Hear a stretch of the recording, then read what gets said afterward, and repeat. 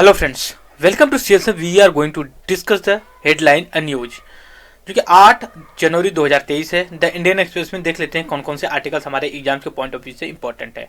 3 से 4 आर्टिकल्स इस न्यूज़पेपर में बहुत ही इंपॉर्टेंट है। इसमें डीप में इनको कवर नहीं कर पाएंगे, दैट्स व्हाई हम अलग से इसको कनेक्ट लेक्चर में डिस्कस करेंगे, क्योंकि इसमें करने के लिए कम से कम आपके पास 10 से 20 मिनट का टाइम होना चाहिए। बहुत डायनेमिक, जैसे मान लीजिए प्रधानमंत्री गरीब कल्याण योजना है, इन्होंने बहुत से डाटा के बेस पे जो है कि इन्होंने किया। फिर उसके बाद जैसे जोशी मठ, ये एक प्लेस पड़ता है जो कि हमारा उत्तराखंड में, यहाँ पे जो कि लैंड स्लाइड जैसे या फिर क्रैक वगैरह जैसे हाउस या रोड्स पे देखने को मिला। यहाँ पे देख सकते हो आप, ये रोड है, यहाँ पे क्रैक्स देखने को मिला। तो इसके पीछे रीजन क्या है, क्या रहा क्या नहीं रहा है, हम इसको जियोग्राफी से रिलेट करके पढ़ेंगे। जो प्लेट टेक्टोनिक थ्योरी ऐड करते हैं ना, उसकी रेट के हम करेंगे।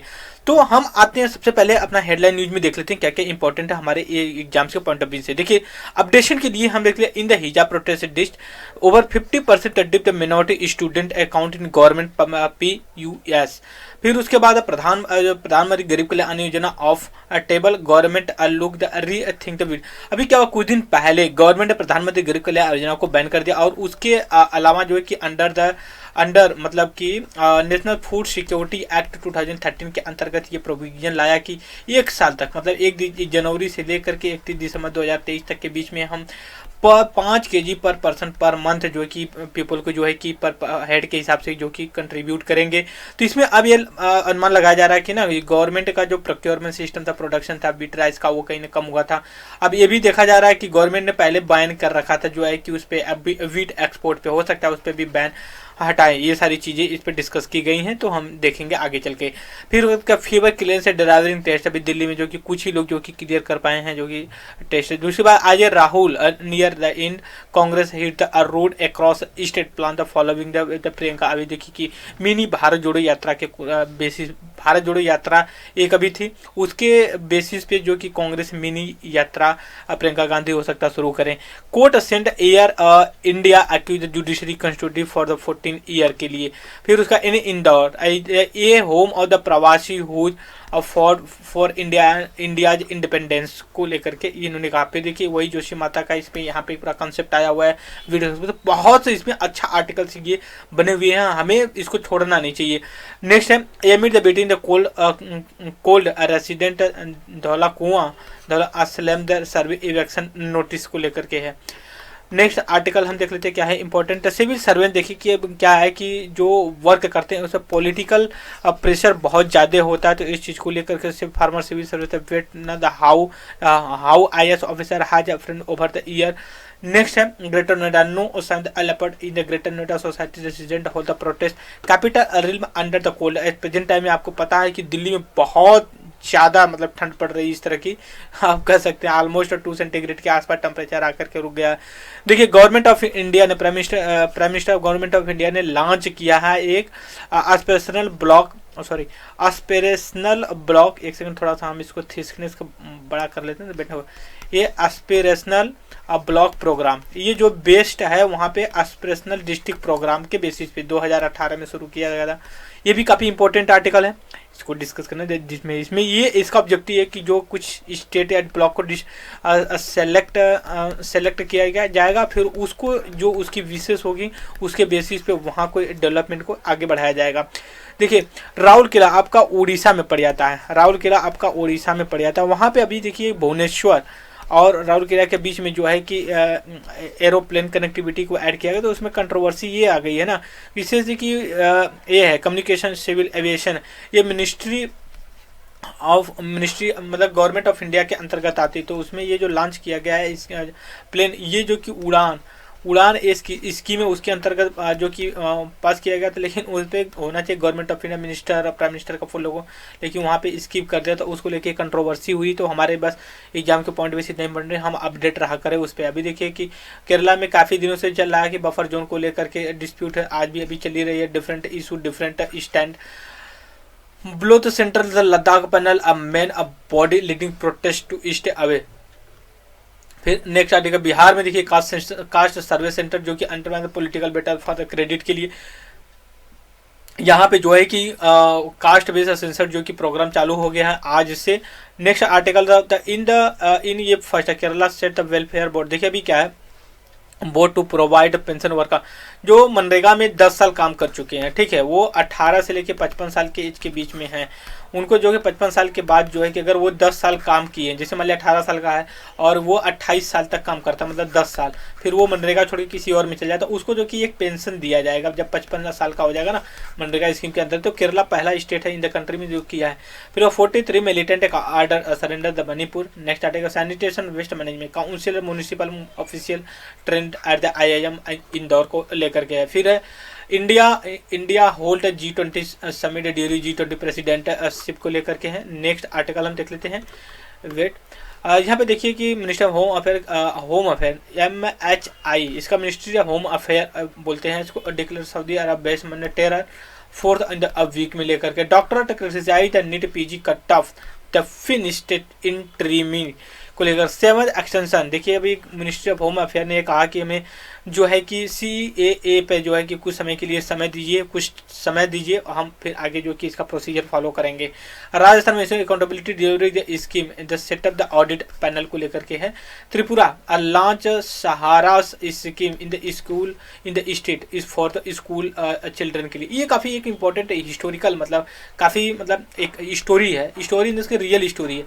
देखिए 1964 की बात है, ये एक व्यक्ति हैं जो हुआ क्या जस्टिस हैं इलाहाबाद। इसमें केस ये बताते हैं कि केस इसलिए बताते हैं क्योंकि कुछ दिन पहले अभी हुआ करता जो वाइस प्रेसिडेंट ऑफ इंडिया है, जब वो चेयर करते हैं as a chairperson of the Rajya Sabha या फिर लोअर अपर हाउस के, तो उन्होंने कहा कि जो जुडिशरी होती है, लेजिस्लेचर, जुडिशरी फिर एग्जीक्यूटिव, इनको अपने दायरे में लक्ष्मण रेखा के अंदर ही रहना चाहिए। अगर वो एक दूसरे के टेरिटरी में इंटरफेरेंस करते हैं ना तो काफ़ी मुश्किलें हो सकती हैं। तो ये जो आर्टिकल से ये कहता है कि ये जो कॉन्फ्लिक्ट है बिटवीन जुडिशरी और लेजिस्लेचर के बीच में जो कॉन्फ्लिक्ट होता है ना, ये आज से नहीं हो, 1964 में पहली बार केस आया था। हुआ क्या था कि कुछ केस हुआ था तो उसमें एक व्यक्ति थे, वो गोरखपुर से बिलोंग करते थे, वो लेजिस्लेचर के अगेंस्ट में जो है कि पंपलेट लखनऊ असेंबली के बाहर जो कि वो डिस्ट्रीब्यूट कर देते हैं अपने फ्रेंड के साथ। लेकिन वो होता है क्या है कि फिर जो कि लेजिस्लेचर जो लॉ मेकर होते हैं इनके ऊपर एक्शन लेते हैं, क्योंकि देखिए जो लेजिस्लेचर उनके पास भी एक एक्शन मतलब पावर होता है कि कोई एक्शन ले सकते हैं अगर कोई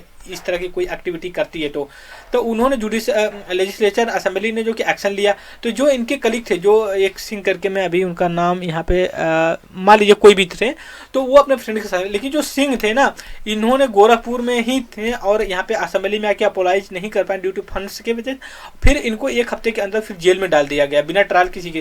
लेकिन 7-8 दिन के बाद फिर क्या हुआ ना कि इनको इनके बेल के लिए हाई कोर्ट में जो कि अपील की गई। 2 जज जो थे मतलब फिर इनको जो कि ऑर्डर गवर्नमेंट को फिर ऑर्डर दिया गया कि नहीं भाई आप इसको जो कि आप रिलीज करे बिना मतलब का क्यों कर रहे हो।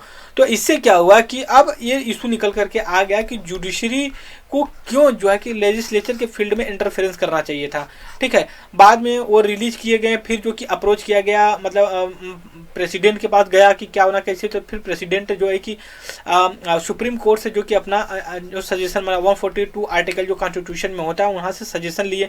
तो सुप्रीम कोर्ट ने भी ये कहा कि नहीं जो कि ये जुडिशरी जो ने किया है वो सही किया है, ऐसा कुछ नहीं होना चाहिए। बट यही स्टोरी बताना कि आज का ये स्टोरी नहीं है, ये जो कि इंडिया जब इंडिपेंडेंट हो उसी के बाद ही से जो कि ये प्रोग्राम चलना शुरू हो गया लेजिस्लेचर और एग्जीक्यूटिव के बीच में। क्योंकि ये प्रेजेंट टाइम में आप देखते होंगे कि सभी लोग क्रिटिसाइज करते हैं कोलोजियम सिस्टम को, लोग कहते हैं कि भाई इसको कोलैप्स करना चाहिए। तो ये होता है कि क्यों कोलैप्स करना चाहिए, आपको पता है 2015 में जो कि NJAC national judicial appointment commission bill आई हुई थी 1999 कॉन्स्टिट्यूशन अमेंडमेंट 99 कॉन्स्टिट्यूशन अमेंडमेंट करके, बस इसको जुडिशरी मतलब सुप्रीम कोर्ट ने कॉन्स्टिट्यूशन इनवैलिड कर दिया, कहा कि ये बेसिक स्ट्रक्चर को वायलेट करती है, जुडिशरी के इंडिपेंडेंस को जो कि मतलब डेंजर होगा, तो इस वजह कर दिया। लेकिन बाद में अभी प्रेजेंट टाइम गवर्नमेंट उसको जो कि कहीं ना कहीं एक क्रिटिसाइज करते रहते हैं कि जो कोलिजियम सिस्टम है जो कि वो प्रॉपर तरीके से काम नहीं कर रहा है, कोलिजियम सिस्टम को हटा करके एक NJAC जैसी सिस्टम लाना चाहिए, उसमें जज के अलावा भी और भी लोग होने चाहिए जजों की अपॉइंटमेंट करने के लिए। हालांकि अभी एक कंट्रोवर्शियल इशू है, आगे चल के हम देखेंगे। अभी क्या है कि जो IDBI एक बैंक है, इसको जो कि गवर्नमेंट जो स्ट्रेटेजिक डिसइन्वेस्टमेंट के लिए प्रोग्राम बना रखी है, तो काफ़ी अच्छे मतलब कि BDS इसमें लगे हैं। देखते हैं फिर आगे क्या होता है। एक व्यक्ति हैं जो कि IMF के डिप्टी मैनेजिंग डायरेक्टर हैं, शाये हैं, इन्होंने ये कहा है कि इंडिया से ग्रोइंग रोबस्ट रिलेटिवली पीयर अपने कंपेरिजन बहुत अच्छा ग्रो कर रहा है दैन जो कि अदर लोग हैं। और इसके पास स्पेस भी है ग्रो करने के लिए। दूसरी बात, asset under management to the bounder 9 lakh in the financial 2020। अभी नेक्स्ट आर्टिकल काफ़ी इंपॉर्टेंट है। फॉरेक्स रिजर्व हमारा जो कि $17 बिलियन जो कि डिक्लाइन हो 2022 में, जो कि $600 बिलियन के आसपास जो कि पहुंच गया था, बहुत कम हो गया। तो इसके पीछे रीजन ये था कि जो इन्फ्लेशन था, फिर जो फेड बैंक थी यूएसए की, उसने अपने इंटरेस्ट रेट को इंक्रीज किया, इस वजह से लोग जो कि आउट किए। और उसको संभालने के लिए आरबीआई अपने डॉलर को, आप सभी को पता है कि फॉरेक्स रिजर्व की जो कस्टोडी होती है, गार्जियन होता है, वो आरबीआई होता है, उसको करता है। वो डिफरेंट फॉर्म में फॉरेक्स रिजर्व को रखती है कि हमारा बैलेंस ऑफ पेमेंट जो कि डिस्ट्रॉय ना हो, हम बैलेंस बने। क्योंकि 1991 में हमारा जो कि बैलेंस ऑफ पेमेंट जो कि क्राइसिस आ गई थी। Is that clear? तो उसमें क्या हुआ था कि हमें मजबूरन जो है कि वो करना पड़ा, अपना इकोनॉमी को ओपन करनी पड़ी, उनके टर्म्स एंड कंडीशन पे बहुत से इंटरेस्ट वगैरह देना पड़ा। क्योंकि देखिए, एक बार जुडिशरी यूपी पीछे से किसी जुडिशरी का भी एग्जाम में पूछा गया था कि जो 1991 का इकोनॉमिक लिबरलाइजेशन था, वो हमारे लिए मतलब कोई ऑप्शन था ही नहीं, बस वो कंपलसरी था। क्या आप इस बात से अग्री होते हो कि नहीं होते हो, आप उसको करिए। तो ऐसे क्वेश्चंस पूछे जाते हैं। So be ready every time. So इस वीडियो में इतना ही। Thank you very much. Discussion.